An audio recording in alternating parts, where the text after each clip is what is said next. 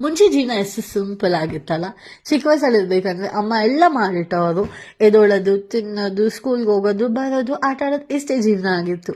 But ನಾವು ಬೆಳೀತಾ ಬೆಳೀತಾ ನಮ್ಮದೇ ಆದಂಥ ರೆಸ್ಪಾನ್ಸಿಬಿಲಿಟಿ ಸ್ವಲ್ಪ ಸ್ವಲ್ಪ ಸ್ಟಾರ್ಟ್ ಆಗುತ್ತೆ. ಅದು ತಮ್ಮನ್ನು ನೋಡ್ಕೊಳ್ಳೋದಾಗಿರ್ಬೋದು, ಇಲ್ಲಾಂದರೆ ಮನೇಲಿ ಚಿಕ್ಕ ಚಿಕ್ಕ ಕೆಲಸ ಮಾಡೋದಾಗಿರ್ಬೋದು, ಜೀವನ ಹಿಂಗೆ ಸ್ಟಾರ್ಟ್ ಆಗುತ್ತೆ.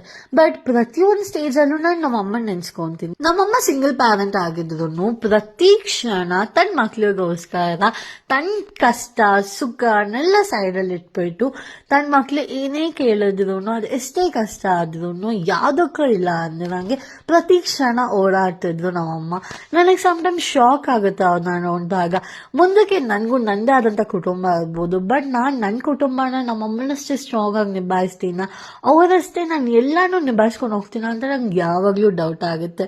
ಅದಕ್ಕೆ ಅಲ್ವಾ ಅಮ್ಮಂದ್ರೆ ತುಂಬ ಸ್ಪೆಷಲ್ and ತುಂಬ ಸ್ಟ್ರಾಂಗ್ ಅಂತ ಹೇಳೋದು. ಅದಕ್ಕೆ ಅನ್ಸುತ್ತೆ ಎಲ್ಲರೂ ಹೇಳೋದು ಫಸ್ಟ್ ರೋಲ್ ಮಾಡೆಲ್ ನನಗೆ ನಮ್ಮ ಅಮ್ಮನೇ ಅಂತ. ನಿಮಗೂ ನಿಮ್ಮ ಅಮ್ಮನೇ ಫಸ್ಟ್ ರೋಲ್ ಮಾಡಲ್ಲ?